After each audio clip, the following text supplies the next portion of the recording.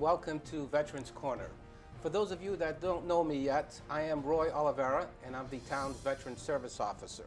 I'm located at the Town Hall up on the 3rd floor, room 316. And my job primarily is to help veterans and their families with any VA type issues, okay? Both federal VA benefits as well as any available town and or state benefits. So if you have any questions as it relates to veteran services, please don't hesitate to give me a call at 508-910-1818 or come by the Town Hall up on the 3rd floor, room 316, and I'll be able to help you with any questions that you might have. So today, I have with me two members of the Dartmouth Veterans Advisory Board. This is a board that has been established to help the Veterans Service Officer, and these guys do a tremendous job throughout the year helping veterans here in town. To my immediate left, I have Al Oliveira. He's the current chairman, and he's been the chairman since 2012 to present.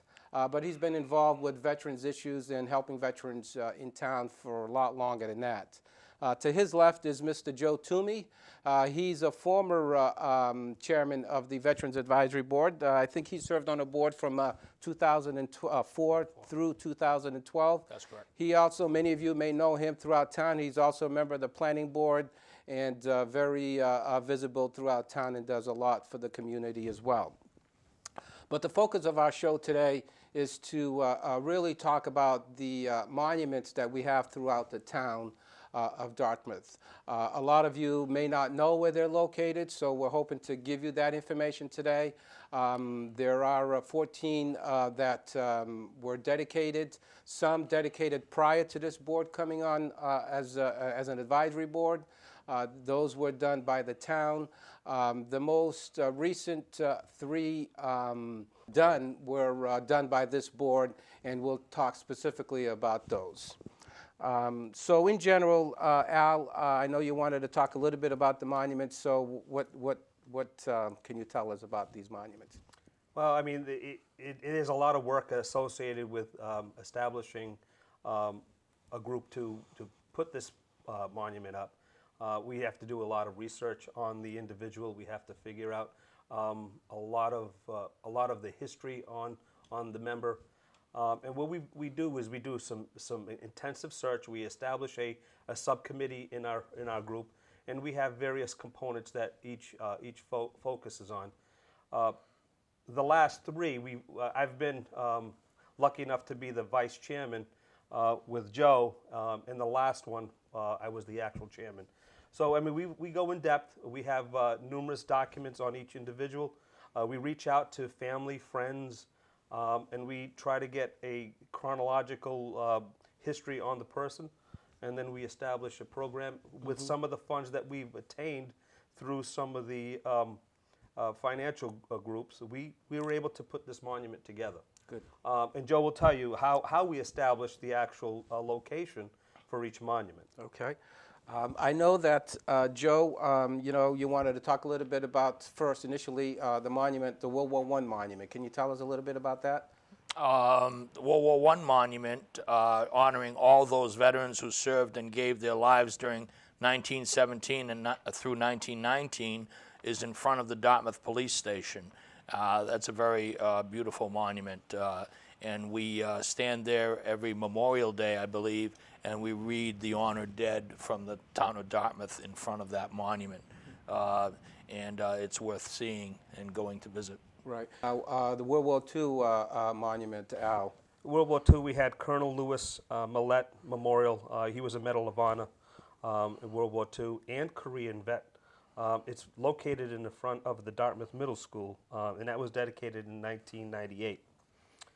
And then we had the Gilbert Martha Square, honoring Gilbert Martha, who was killed in action during World War II. It's located on the corner of Bakerville and Gulf Road. Then we have Sergeant John Sheehan, Jr., honoring Sergeant Sheehan, who died while a POW in Japan, August 6, 1942.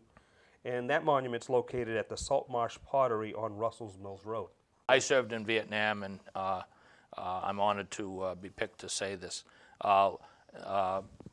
The Lieutenant P.C. Russell V. Almeida Memorial, who was killed in action in Quang Nam, Vietnam on December 20th, 1965, is located at the corner of Chase Road and Old Westport Roads. The next one is the First Lieutenant Cleveland F. Bridgman, which we did have something to do with. The memorial he was killed in action in Tay Ninh, Vietnam on April 1st, 1970, and that monument is located near the pumping station on south side of Russell's Mills Road, overlooking the Apponeontigansett Bay. We'll talk a little bit more later on about how that got decided. The next one is the private Gary M. Cohen Square. He was killed by accident in Quang Tin, Vietnam on March 11, 1971, located at the corner of Hicksville and Fonts Corner Roads across from the Firestone Tire Company. The next one is a Spec 4 Robert A. DeRosiers. We had specific information, and we're going to go over that one in a minute. That memorial, he was killed by accident in Binh Dinh, Vietnam, in November 19th, 1968, and that monument is located on Alden Avenue near the DPW pumping station. The next one is the Sergeant Jeffrey A. Pinheiro. We had something to do with that, who was killed in action in Dar Lac, Vietnam on February 11th, 1968, and that particular monument is located at intersection of Slade's Corner and Horseneck Road near Duval's Store. And the last one from the Vietnam era is PFC, Private First Class Wayne J. Sylvia Memorial. He was killed in action in Quang Tri, Vietnam on July 21st, 1967, and that monument is located on Hicksville Bridge over the Route 195 on Hicksville Road near Crossroad. And unfortunately, we have a young veteran that was killed during the Iraq War, and you can share that with us, Al. Yeah, I have a Spec Peter Enos Memorial, who was killed in action April 9th, 2004 in Iraq. And that monument is located in front of Town Hall. I will also read some general monuments that we currently have. The memorial dedicated to all veterans of all wars in front of the Town Hall that was dedicated on Memorial Day in 1997. We have the Dartmouth Living Memorial for all who served and were killed in World War II in front of Memorial Stadium on Slocum Road. And we have Private David Gifford Memorial, who was killed during the Civil War and is a Medal of Honor recipient, located at Dartmouth Middle School, corner of Hawthorne and Slocum Road. Okay, very good. So now that gives you a general idea of all the monuments that we have throughout town. But what we're going to do now is we're going to specifically talk about the last three that this board actually had a hand in putting it together. And they're going to talk a little bit about how that came about, why the location that it's located at was chosen, and just general information about that. Now, these monuments are important for all of us because it gives you a sense of dedication to the town, and to know where these monuments are located is important, so that you have an opportunity to just maybe go by, sit there, and reflect. Some of them are located in locations with a nice view, so it's important for the community to know where these 14 monuments are located. So without any further ado now, I think both Al and Joe want to talk a little bit about the Pinheiro monument, Jeffrey Pinheiro. The Jeffrey Pinheiro monument was a little bit special in that we were lucky enough to have Joe Michaud, a person who used to be a member of the Veterans Advisory Board, as a lawyer, and he had to file in town at the Registry of Deeds an easement because there was a lady that was in Jeffrey's neighborhood that offered her front lawn of her private property as a place for him to put his monument, for us to put his monument. And so we had to make sure that even though it's her property and she's giving us permission, if she ever sold her house, we would want to, in perpetuity, have that particular little square section always dedicated to Jeffrey Pinheiro, and therefore the DPW and the town and the Veterans Advisory Board would always be responsible for trimming the growth, the hedges, the plants, or whatever it is, and keeping that clean and proper, independent of whether or not the house got sold to another person. So I helped with Joe doing that, being on the planning board. We had to clear that through the select board and through the DPW and whoever else was going to take care of that. And it's really treated like as if it was a graveyard, a gravestone on her property. She was very nice to do this for us, and that's one of the ones, that's our first one we were doing, and that actually was unique to that situation. Yeah, I actually remember her inviting us as a board to come on in and have some tea and just sit around her living room, and she was great. You couldn't have asked for the better person to help us with this, and she was amenable to everything that we wanted at that point. And it's in the right location. It's a perfect location. You can't miss it. Yeah. And the reason why, I mean, Joe, I think we kind of wanted to get that from you because you were the chairman at the time. Yes. Why we selected certain locations. Oh, yes, excuse me. Yeah. I didn't, what I was trying to say is that when the lady offered to put it on her property, we were already examining through going to the VSO office and getting a background of Pinheiro and where he lived. We were actually trying to place this monument in the neighborhood of the town of Dartmouth that he actually lived in, so that the people around there could appreciate that we have done something that they can remember, that they knew the person before he went to service and when he went to the service and when he came back. And we thought that that would be a good idea. Instead of putting all the monuments in one place in some town square, if we distributed around the whole town, we thought that that would be the best thing to connect with more people in town. Right. The other thing I'd just like to mention is when we were working on other monuments, like at the Council on Aging monument that we're working on now, I actually had one of the DPW members who was a cousin, either a cousin or a brother, I forget, of Jeffrey Pinheiro, thank me for doing that Pinheiro monument. And to this day, he's working for the town, and he really appreciates helping us because what we did for his relative. Yeah, and that's Roy Pinheiro. That's his brother, Stephen's brother. Got it. So what I'm understanding is that the theme behind these monuments is to try to get them in a location where the veteran lived, Yes. which is important. And the other thing that's important, and it's interesting that you mentioned that about that lady, the community involvement, and that's very important too. And that's the reason why we're bringing these monuments out, so that we let you know where they're located, so that you have an opportunity, if you wish, to go and visit them. So this is a good opportunity to let everybody in town know where these monuments are. Now, the next monument is the Bridgman Monument, and I understand that you, Joe, were the chairman, the brain trust behind that one as far as the location. Yeah, I was pretty busy with that one. We had Sam Johnson as the veteran service officer at the time, and he got called up to Iraq for service. So we actually did not have a VSO officer like yourself to help us with some of the logistics and some of the phone calling and all that. So suddenly he said, I have to hand this off to you as a football Joe. Can you do it? And what we did was the town also called in Jim Collins. And Jim Collins was the VSO before Sam. And Jim knew a lot about the local area. The other thing that was a big help was Michael Gagne, a name that everyone recognizes. He worked for 27 years for the town. He was actually the person who came to me and came to others and tell us that, a really good place for the next monument, if you put the next monument, if we put it on a town property, it would probably be a good idea.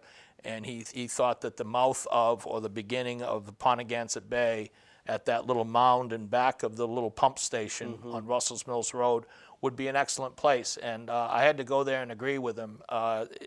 Great place to sit down and read a book.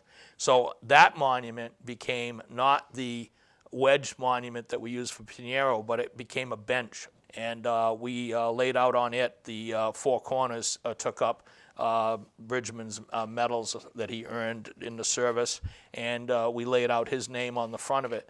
But it's a granite monument that is set up so that you can sit on it and face the water, have the water view, or face any way you want. And it was located on DPW property, and I had to go through the Board of Public Works to ask them where you would like to have it, so it's not in the way of plumbing that they would have to dig up someday for services and all that, or expansion of the pump station. We laid it out in that way, and they accepted it. We drew it up, and they approved it. And when they did approve it, I went to the Select Board and asked them to approve it for the reason of if somebody was visiting that monument and they twisted an ankle or something, that we'd be covered for insurance because it was accepted and approved by the Select Board. So there is steps in the logistics of it to get it off the ground. And then we had the Toutel Monuments help us out a lot. I think they donated the actual time to do the lettering, and they gave us a very good discount for veterans for the stone, and they did a wonderful job. I mean, one of the things that we talked about was the amount of time that is put into the ceremony. It's really a ceremony. We bring in some dignitaries. We bring and as Joe mentioned, we did not have a VSO at that point. So what we did is we invited the VSO from Fall River, Manuel Ponce. Yeah. And he had a great speech there. He was honored to be there. He was excited to be there. And I mean, some of the things that we put together, we had a reception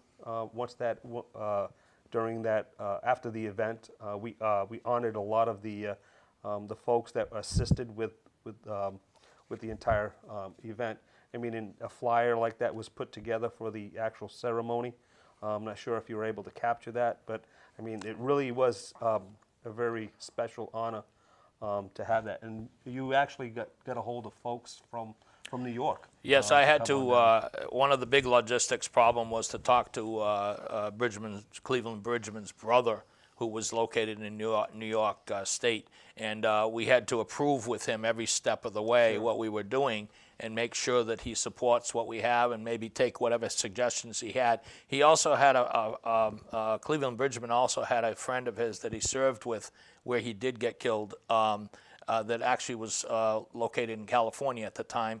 And I had to email him, and he came back with very good suggestions as to how to do it from a military point of view. Right. I remember we talked about how to abbreviate corporal properly for the way the military does it. Also, Al did a great job of laying out that pamphlet. He did that on computer himself. And the other thing that's interesting is the reception he talked about, that Al talked about, was actually at Phase 2, because the lady of Phase 2 that owns it lived across the street where Cleveland Bridgman lived. That's another consideration for why it was there. And she actually donated that hall for us to have the reception. So it's really a small community, a small world where everybody's connected to everybody. And these people came forward, and the police actually brought their color guard. They donated their time and wanted to be part of it too. And Dartmouth Police, I thank them a lot. And 499, the veterans of Vietnam, 499 chapter came forward, and they did a lot of work too. Yeah, and the most recent dedication, Al, you can talk about, was the DesRoches Monument, and that happened during my tenure so far. So it was an honor for me to be involved in that as well. So you can explain a little bit about that monument, Al. Yeah, I mean, we did, as when I was the chairman at that point, I tried to mirror what Joe actually did, and it was probably the same thought process. We had it where he grew up. We remember a few of the neighbors coming up, and they were taken back by the actual ceremony that we had.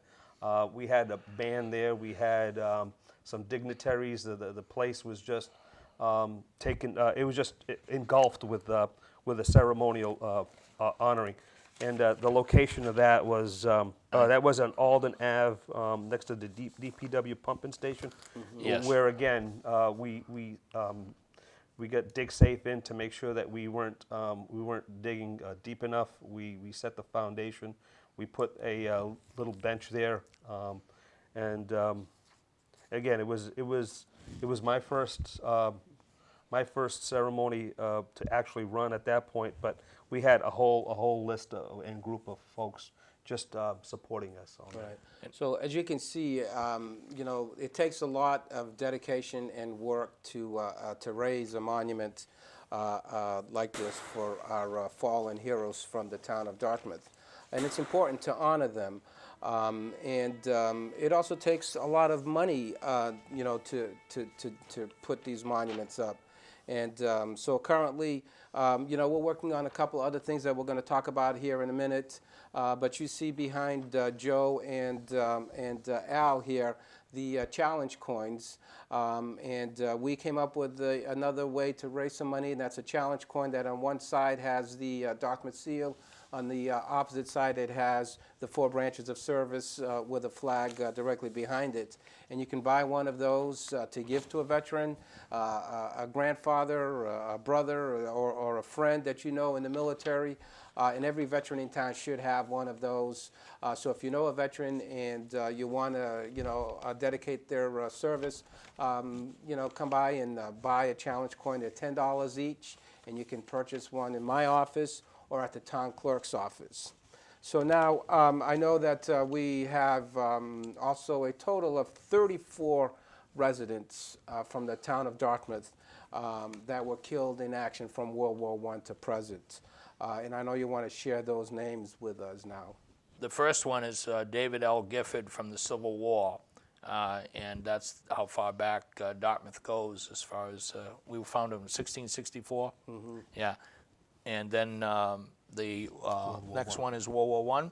Okay, in World War I, James M. Boomer, Randolph Erlinson, Edward McQuanville, Charles W. Plummer, Thomas R. Plummer, Clifton O. Thatcher, and Robert Whaley. And I'll take care of the World War II. Robert Astat, John Arthur Barnes, Leslie Norman Barry, Edward Cunha, Edward Hebert Dubois, Donald Albert Gravel, Milton Helfand, Anthony Medeiros, Joseph Duwatt Medeiros Jr., William Mello, Gilbert Francis Martha, Anthony Pacheco, James Rodrigues Quinto, George Henry Reese Jr., John S. Sheenan Jr., Anton Dias Souza, Joseph B. Souza, Harold Vieira, Xavier Wilcox Jr., Alfang Yurgo. And in the Korean War and Persian Gulf War, we thank the good Lord for returning our sons and daughters to us unharmed. I just want to mention that Louis Millet survived both World War II and the Korean War. He fought in both places, and he got a Medal of Honor. He's mentioned as one of our monuments. He did not die in the wars. That's why he's not named. But he died, he's passed on later on, and we've honored him. Gary M. Cohen, Robert A. DeRosiers, Jeffrey A. Pinheiro, Wayne John Sylvia, and Russell V. Almeida, and Cleveland F. Bridgman. All 6 of those men have been honored with monuments in the town of Dartmouth. And in Operation Freedom, Iraq Freedom, Global War on Terrorism, Peter Enos. Yeah, now Peter Enos's monument is a beautiful black granite bench that's also located in front of the town hall. It's interesting that you mentioned those 34 names because currently we, the Veterans Advisory Board and myself, we're heavily involved with the Veterans Grove at the Council on Aging. And Phase 2, which we're currently raising funds for, is hopefully going to be a monument that will have all of those 34 names engraved in the monument. We're looking to also maybe do some bricks that folks can buy in memory of a loved one that may have, served time in the military in his past. But it's important to know that all of this, as I mentioned before, takes money. And recently, most of you received in your excise tax bill an insert, a little bit like this one here, requesting a donation in support of all these monuments, and to raise money for that for phase 2 of the Veterans Grove at the Council on Aging. So I really want to thank all of you folks out there that have donated generously to that. I want you to understand that every dime of your donation stays right here in Dartmouth, and it is directly used to support these monuments, for future monuments, to raise this one, and for the general upkeep of these monuments. In addition to that, of course, we mentioned the challenge coins that you can certainly buy. And I want to thank our friends at the Knights of Columbus. They have stepped up and volunteered to twice a year police these monuments and keep them all nice and clean and fresh during Memorial Day as well as Veterans Day. So thank you to our friends at the Knights of Columbus. I also want to really thank the Dartmouth Veterans Advisory Board. These guys, all our members, Al, Joe, Norm Gunderson, Peter Fusco, Sean Jackman, Jim Tooley, Bill Whipp, all these members do so much behind the scenes. You don't see, a lot of what they do, but they're so dedicated to the town and the veterans of this community, and supporting me and my office. So I really want to thank you, Al and Joe, and the rest of the Veterans Advisory Board members for all that you do for our veterans in the community. Yep. So before we close, is there anything else, last minute things that you might want to say to our viewers? I mean, it just we do this to support our country and our veterans. It's 100% volunteering effort, and that's what motivates us, is to make sure that no one's forgotten, and that's very important to all of us. It's a big tragedy in life, losing a loved one, a friend, a neighbor, and we don't want people to be forgotten. Absolutely. And I'd just like to add that for you people listening out in the audience, it would be a big help if you knew one or more of these people that we just talked about and their monuments and their background. If you have some information, if you have a cutout from an article from the newspaper from when that happened, we'd really appreciate if you came forward and brought it to Roy Oliveira, to the VSO's office, or mail it to one of us or whatever. We would love to be able to collect as much information as possible and put it in an archive for future generations to be able to look it up and read if they want to know what was this person all about, or what were all of these people all about. Sure. And I'm noticing today when I'm in the parades, Memorial Day, Veterans Day, more and more of the people are coming out to cheer us on, and especially when I'm marching with the veterans of foreign wars, the VFW 9059. They really cheer us on at the sidelines when we're going through the streets with the parade, and that was not like that 40 years ago. 40 years ago, people didn't want to talk about Vietnam at all, and I think today the public is starting to learn that it's not the soldiers' fault, it's the people above them that decided to do the wars, and those are the people they need to discuss issues with. But the soldiers should be thanked and appreciated, and that's all they're asking you to do, is to shake their hand, thank them, and ask them questions about it so your kids can learn about what all of this is all about, and then if it's their turn to serve, they'll know a little bit more. Yeah. Yes, and in closing, here in Dartmouth, we We do everything that we can with the help of the advisory board not to forget those that have gave the ultimate sacrifice for this country. And the very least that we can do is honor them with respect, and these monuments do that.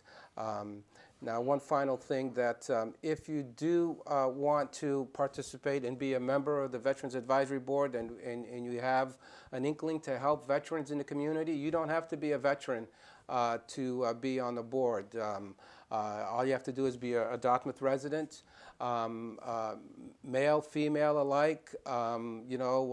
Any help is appreciated. So if you'd like to know a little bit more about what we do, certainly you can reach out to one of the board members. You can go on the Dartmouth Town's webpage or website and just click on boards and committees, and then click down to Veterans Advisory Board, and all of the Veterans Advisory Board members are listed on there. And if you click on Al's name, it'll give you a direct link to his email, and you're certainly welcome to reach out to him or come on by my office at any time for any issue veteran related, and I'll be glad to help in any way that I can. So for now, so long, until next time.